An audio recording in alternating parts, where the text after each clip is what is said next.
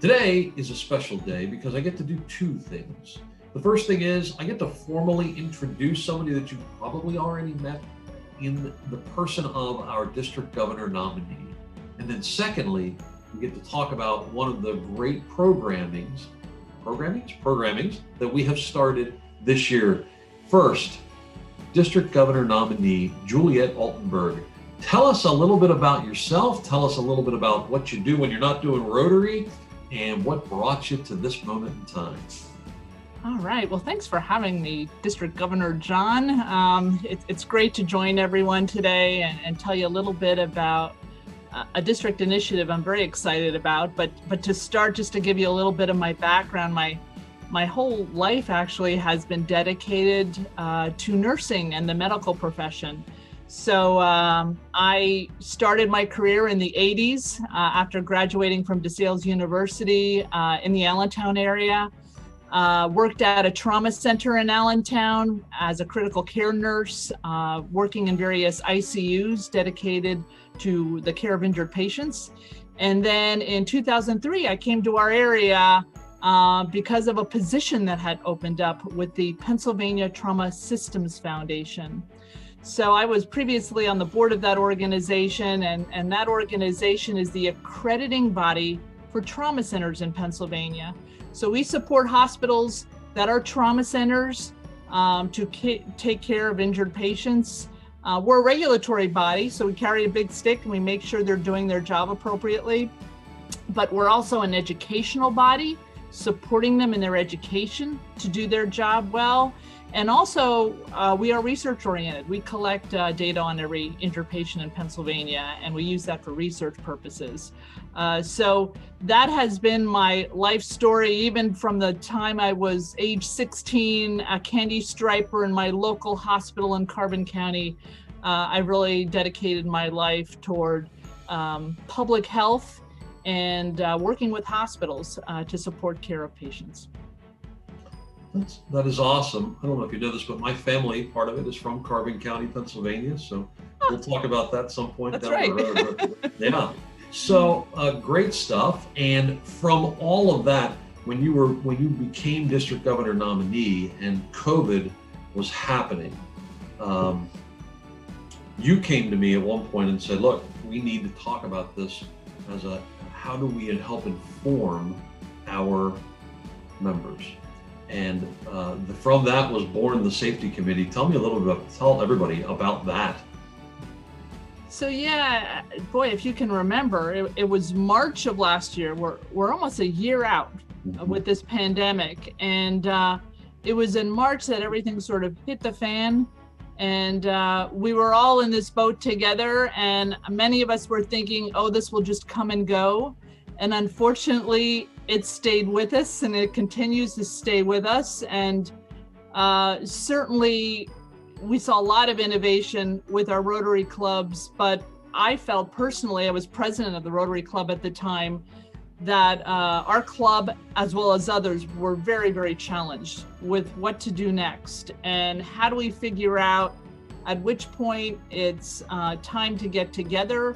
And when we do get together, what kinds of risk mitigation protocols should we have in place to make sure we don't spread this virus? And so the fellowship part and the meeting part was one thing, but also the service activities and the fundraisers and the guidance changes and has been changing as it's come out. So I realized that, if I have all these questions and I'm feeling like our club needs the support, so do many others. And I experienced that as I talked to other club presidents and as we got on district calls. So I thought, what a great way to share my expertise, to use my vocation for the good of Rotary and the good of public health, and joining both worlds together to really support our club. So it was last summer where, after you took over as district governor, that I said, hey, what would you think about starting this committee so that we could support clubs related to making good decisions about next steps with how to do the work of Rotary in a safe way? Tremendously wise, not only you at the head of the committee with all of your knowledge, and the information that you pull together, but pulling together people from throughout the district who are wise in all areas. You know, the part that I didn't even think about that you brought to the table again was, you know, the food aspect. You know, how do we properly serve food? Are there people in the district that we can pull together to help us understand that better? And doctors and nurses, and we have such a wealth of knowledge in our district. And so many times we talk about this quite a bit, how we're siloed in the information that we have. So although you could share that with your club, that's valuable to everybody. So that was awesome. Tell me about the people that you pulled together. Yeah, so it all came together pretty easily. It was a matter of announcing that we were forming this committee and what our focus was, and asking throughout the district, is there anyone out there that has any sort of interest and or expertise that they could bring to the forefront to help us develop some written guidance and then move forward with some education.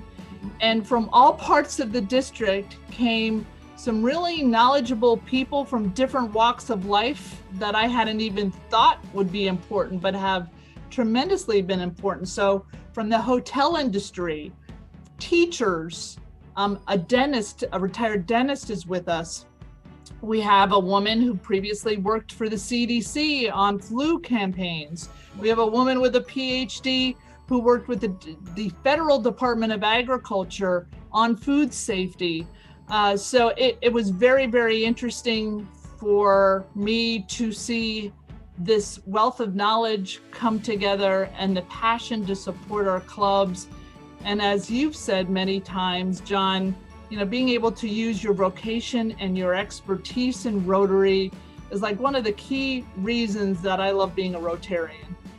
There's a place for everyone, whether it's your expertise from your paid job or the passions you have outside of your job. So that was a pretty easy coming together of like-minded individuals, and we knew we had to get the information out quickly.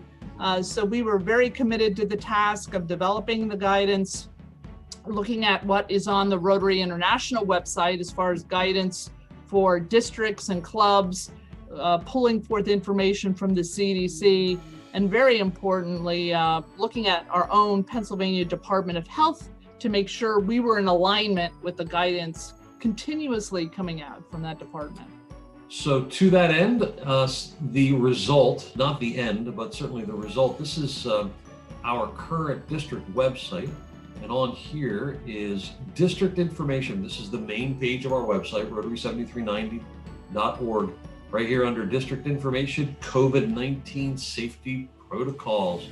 So when you click on that, it'll take you right to the page where this has been, you talk about how it's an ongoing project. There's a lot of information on here, and not all of it got here at the same time. In fact, the very top is a call to action, Rotary International's call to action from December 16th. So as you page down here, and we're not going to go through all of this, but we want to show you where it is so that people, not you, the people that are watching, right? The people that are watching see where all of this is, this culmination of all of this work that is here from the last 6-8 months worth of effort that will show people, the clubs, give them information on how do they come together again, when do they come together again, and when they do, what are the best protocols to be following when they come back together. So a great place for all of this information. You can spend hours on here learning, or just spend 10 minutes and really get a feel for what it is that is being shared out by so many different resources. This is fabulous. And it's a ever-growing document, right? So again, the last thing that's been posted up here was from less than a month ago, or about a month ago. So tell me, what's going on with this now, Juliet? Are you still having ongoing meetings? Yes, we are. So now that the word is out, we're very excited that the clubs are now reaching out to our committee. So president-elects and clubs are planning for the year ahead and the warmer weather months. They're planning outdoor and even in-person service activities. So we've now had several requests from clubs to say, hey, we've got this fundraising activity we're planning for April. here's the details, tell us how we can be as safe as possible. So we're looking at projects like that. And we're also, you showed at the very top of the page a call to action by our Rotary International president related to vaccines. So a very exciting Christmas gift we all got was the rollout of vaccines worldwide. Right now they're being given to our healthcare providers, but our time will come. Yes. And it's really important that we get out the education about the importance of vaccines. And we really will only get through this pandemic by having the majority of people take the vaccine. And that probably will happen in April, but that is a component of the guidance that we do want to mention, and we want to update that guidance. And we also want to really roll out some education. So if there are any clubs that would like to have me, for example, do a safety committee update, I can do a 5-minute update, I can do a 45-minute update on what our safety committee can do to support clubs, and also the current status of COVID-19, how to be safe, and what the vaccine distribution is going to look like. So it's not just about stagnant information, it's about ongoing updates and effectively communicating that out on a regular basis to the leadership now and the incoming leadership for next year, so that everybody has as much information as they feel they need to make good, solid decisions, right? Absolutely. And I believe your committee is going beyond. You told me a little while ago that you said you may end up going beyond, doing videos and communicating out, but also beyond COVID, other information, other areas of interest as the committee would be able to share out. Can you share anything about that yet? Yeah, we just want to get through this pandemic first, but when we come on the outside of the pandemic and It's in our history, there are certainly a lot of activities that we as Rotarians do with youth and beer and wine festivals and all sorts of other activities where we want to make sure as we bring the public together that we're doing things safely. So those kinds of activities as well will be a focus of ours after we get over this hump of the pandemic. It has always been my belief that knowledge is not power, applied knowledge is power. And so you have the opportunity to be able to share out the information that Rotarians and their clubs may never have had the opportunity to have in one place, in a way that they can receive it about anything that they're doing. So they can reach out to the safety committee and to you. I had your information up on the screen. If they're having an event, a fundraiser, they're going to do something with the kids. If they just want to know because they're building out a procedural manual, whatever it may be, they can reach out to the safety committee and you folks are willing to help them. Is that right? That's right. Yeah, I love that. Love that. So this is going to continue on. And I love the passion. You've kept me on the emails as they roll out, because I'm not a medical professional, I'm just a mortgage guy, but I enjoyed watching the passion of the people who are involved in that committee. There's such a level of concern for Rotarians. It makes you feel good watching that happen. So thank you for your service. Is there anything else that you want to share regarding this? Just, feel free to just pop into our safety committee meetings. So if you went to the district website, you'd see a calendar when all our district committee meetings are happening. And we are happy to have visitors just for one-time meetings. We actually have someone coming from the York Club at our next meeting on February 3rd. So we like visitors, even if it's for a short time, just to ask a few questions. So we're very excited by the opportunity to support all our clubs. That's what we're here for. It would be interesting to me to have clubs who might have a safety liaison, somebody in their club they don't need to be on the committee, but they're the person that's paying attention to what you're doing. They can pop into the meetings, they can keep an update from, watch the website, give their club leadership updates on what they may need to know. Is that something you've thought about? Yes, and thanks for the reminder, John. So I think it was at last month's leadership meeting that we announced that we'd like each club voluntarily to send us who your safety representative might be. As you know, being in a leadership position in Rotary, you get a lot of emails in your inbox. And so we'd like to dedicate safety information toward that safety liaison for the club. This is going to be a big initiative for all clubs as we navigate through this pandemic to keep safety in mind. So it would be a great opportunity for someone in your club to be that safety person. They don't have to have a medical background. They just need to be the recipient of the information and communicate it out to their club. So you will see an email distributed that asks for, please send me your safety representative, and then we'll make sure they get in within a group email, and we'll be connecting with them on a regular basis. That's awesome. So one of our themes this year, major themes, is communication in all different ways, right? Internal, external.